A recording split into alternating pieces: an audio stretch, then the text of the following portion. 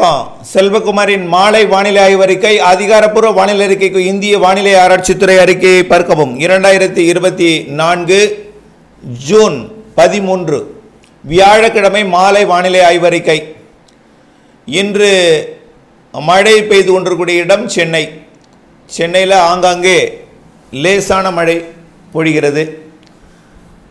காற்று சுழற்சியானது ஆந்திர பிரதேசம் தெலுங்கானா இடைப்பட்ட பகுதியில் வளிமண்டலத்தில் நீடித்து கொண்டிருக்கிறது. வங்கக்கடலின் மேலேயும் ஆந்திர பிரதேச கரையோரமாக ஒரு காற்று சுழற்சி நீடிக்கிறது. இவையெல்லாம் இணைந்த சுழற்சியாக ஆந்திர கரையோரத்தில் வளிமண்டலத்தின் மேலே இணைய போகிறது. இதன் காரணமாக தமிழ்நாட்டில் வளிமண்டலத்தில் காற்று சுழற்சி இருந்தால் கூட ஒன்றிணைவு எல்லாமே நடைபெற்று கொண்டிருக்கும். ஆந்திர பிரதேசத்தில் நீடித்து கொண்டிருக்கூடிய தெலுங்கானா வடக்கு ஆந்திர பிரதேச கரையோரத்தில் நீடித்து கொண்டிருக்கூடிய இந்த காற்று சுழற்சி தமிழ்நாட்டின் வடகடலோரம் மற்றும் ஆந்திர கர்நாடக எல்லையோரத்தில் மட்டுமே மழை பொழிவை ஏற்படுத்தும். கேரளாவிலே மேகமூட்டத்துடன் கூடிய வானிலையும் தூறல் நனைக்கும் மழைகளும், மேற்கு தொடர்ச்சி மலையில் ஆங்காங்கே நீலகிரி வால்பாறையில் லேசான மழைகளும், அதே போல் பாலக்காட்டு கணவாய் மற்றும் கேரளா மேற்கு பகுதியில் மேகமூட்டமும் எப்பொழுதாவது ஒரு முறை தூறலும் சாரலும் எப்பொழுதாவது ஒரு முறை தான் இருக்கும். தென் மாவட்டங்களை பொறுத்த வரைக்கும் பெரிதாக மழைக்கு வாய்ப்பில்லை. நீலகிரி முதல் சென்னை வரைக்கும் உள்ள ஆந்திர கர்நாடக எல்லையோர பகுதிகள் மாவட்டங்களில் மட்டும் மழை இருக்கும். அதுவும் குறைந்த பரப்பில். இன்றைக்கு குறைந்த பரப்பு தான்.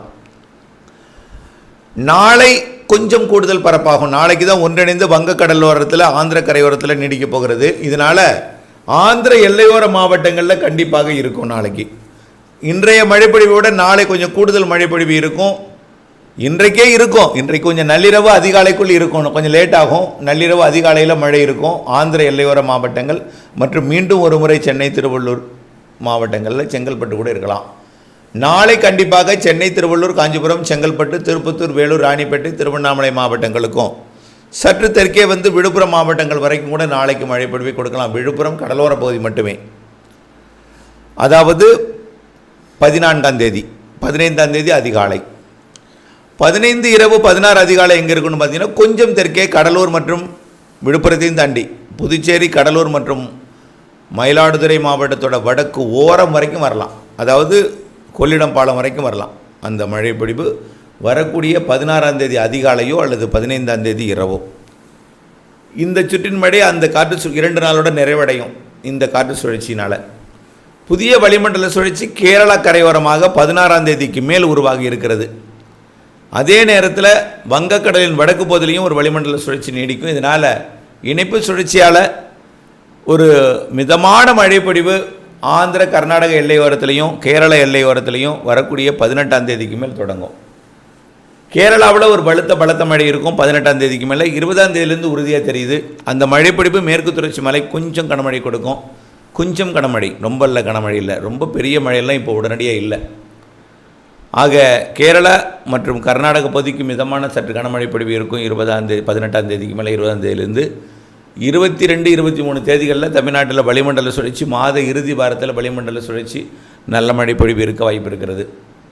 பொதுவாக தென்மேற்கு பருவமழையும் சரி, தமிழ்நாட்டில் இருக்கக்கூடிய வெப்பசலன மழையும் ஒரு சீரான மழை பொழிவு தான் இருக்கும். ஒரு லேசான மழை பொழிவு தான் இருக்கும். பரப்பில் குறைந்த பரப்பில், ஆனால் பெய்யும் இடத்துல சற்று வலுவாகவும். இன்றைய மழைப்பொழிவு சென்னை திருவள்ளூர் காஞ்சிபுரம் செங்கல்பட்டுக்கு இருக்கலாம்.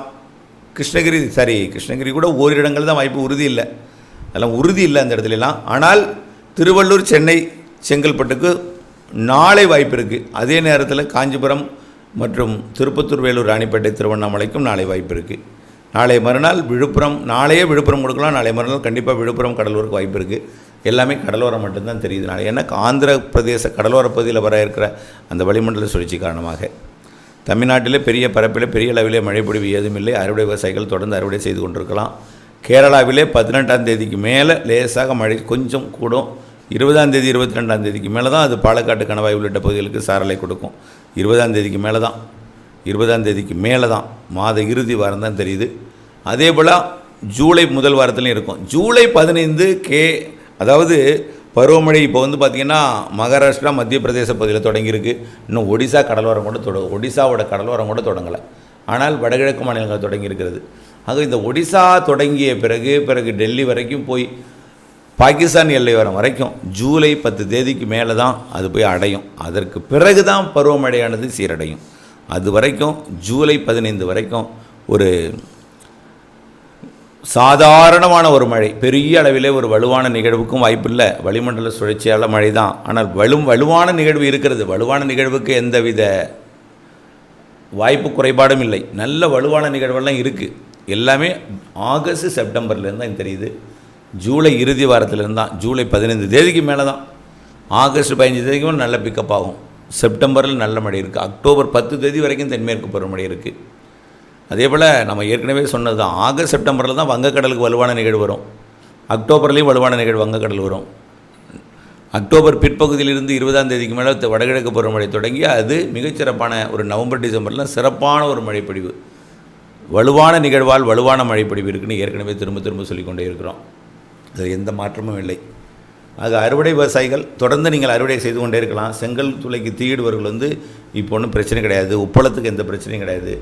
ஆனால் ஒரு சில இடங்களில் வட உள் மாவட்டங்களில், அதாவது கள்ளக்குறிச்சி மாவட்டம், விழுப்புரம் மாவட்டம், திருக்கோயிலூர், விக்கிரவாண்டி இந்த பகுதியில் செங்கல் சூளைக்கு தீடுறதுன்னா வாய்ப்பு இருக்குது. ஆனால் ஓரிடம் என்பது எங்காவது இருக்கலாம். ஆனால் கொஞ்சம் முன்னெச்சரிக்கையுடன் இருக்கணுமே தவிர, ஆனால் மழை என்பது பெருமழைக்கெல்லாம் வாய்ப்பு இல்லை. ஆனால் மழை இருக்குது. 16ஆம் தேதி வரைக்கும் வடகடலோரமும் வட உள் மாவட்டங்களுக்கும் இருக்குது. கர்நாடகா ஆந்திர எல்லையோரத்திற்கு 16ஆம் தேதி வரைக்கும் இந்த சுற்றின் மழை இருக்குது. அதற்கு பிறகு 20ஆம் தேதியிலேருந்து அடுத்த சுற்று மழை 18ஆம் தேதிக்கு மேலே. ஆகையினால் மழை வாய்ப்பு இருக்கிறது. தென் மாவட்டங்களுக்கும் டெல்டாவிற்கெல்லாம் மழைக்கு வாய்ப்பு குறைவு. பெய்தால் அன்று திங்கட்கிழமை இரவு பெய்தது போல் திடீரென்று ஒரு மழைப்பொழிவு குறைந்த பரப்பில் பெய்யலாம். அதுவும் அந்தளவுக்கு வெப்பம் இல்லாத காரணத்தினால பெரிய அளவில் மழைக்கு வாய்ப்பு இப்பொழுதைக்கு இல்லை என்பதையும் தொடர்ந்து வானிலை அப்டேட்ஸுடன் இணைந்திருக்கணும். நீண்டகால வானிலை இருக்கையை அறிந்து, வானிலை மாறுதல் அறிந்து, அப்டேட்ஸ் அறிந்து பணி செய்ய அன்போடு கேட்டுக்கொள்கிறேன். அதாவது மழை இல்லையே, இது போன்ற பொய்த்து விடுமோ, இந்த சந்தேகமே வேண்டாம். லானின் அமைப்பு வருகிறது, நெகட்டிவ் ஐஓடி வருகிறது. இது நிச்சயமாக ப்ளஸ் தான் உங்களுக்கு கொடுக்கும். ஆகையினால வடகிழக்கு பருவமழை மிகச்சிறப்பாக இருக்குது. தென்மேற்கு பருவமழை பின்மழை என்று நான் திரும்ப திரும்ப சொல்லிக்கிட்டே இருக்கேன். ஜூலை 15க்கு மேலே தான் மழையே கொஞ்சம் தொடங்கும். நல்லா ஆகஸ்ட் செப்டம்பர் தான் நல்ல மழை. ஆகஸ்ட் 15 வரைக்கும் தான் அணைகளுக்கு நீர்வரத்து கொஞ்சம் கூடும். செப்டம்பரில் தான் அணைகளுக்கு நல்ல ஒரு மட்டத்தை கொடுக்கும். அதனால் குறுவை சாகுபடிக்கெல்லாம் உடனடியாக இந்த ஆற்று நீரை நம்பி அதையும் செய்துவிட வேண்டாம். ஆற்றில் உடனடியாக, ஏன்னா 13 டிஎம்சிக்கு வந்துடுச்சு. ஆக குடிநீருக்கு மழை இல்லாத காரணத்தினால, குடிநீருக்கு திறக்கப்படுற காரணத்தினால 15 என்பது 14 ஆகி 13 டிஎம்சிக்கு வந்துடுச்சு. ஆக அப்படியே குறைஞ்சிட்டே போகும். நிச்சயமாக ரொம்ப ஒரு இறங்குமுகத்துக்கு சென்று கொண்டிருக்கிறது, ஏறுமுகத்தில் செல்ல வேண்டிய நேரத்தில். ஆகையினால் நிச்சயமாக மழை பின்மழையாக இருக்கும். கண்டிப்பாக குறுவை சாகுபடி ஆற்று பாசனத்தை நம்பி எதுவும் தொடங்கிவிட வேண்டாம். கண்டிப்பாக ஆழ்துளை கிணறு இடத்துல பகுதியில் மட்டும் தொடங்குங்கள். மேல் மழை இருக்கும். அதாவது ஒரு போக சாகுபடியாக தான் இருக்கும்போது தெரியுது இந்த வருஷம். அதனால் மிகவும் நிதானமாக, ஆற்று பாசனம் என்பது ஒரு போகத்திற்கு மட்டும்தான் இருக்க வாய்ப்பு இருக்கிறது. அதுவும் வடகிழக்கு பருவமழை காலத்தில் இருக்கும் என்பதையும், செப்டம்பர் அக்டோபர்லேருந்து தான் உங்களுக்கு ஒரு ஸ்ட்ராங்கான ஒரு தென்மேற்கு பருவமழையும் வடகிழக்கு பருவமழையும் இருக்கும் என்பதையும் தெரியப்படுத்த விரும்புகிறேன். தொடர்ந்து அப்டேட்ஸுடன் இணைந்திருங்கள். நன்றி.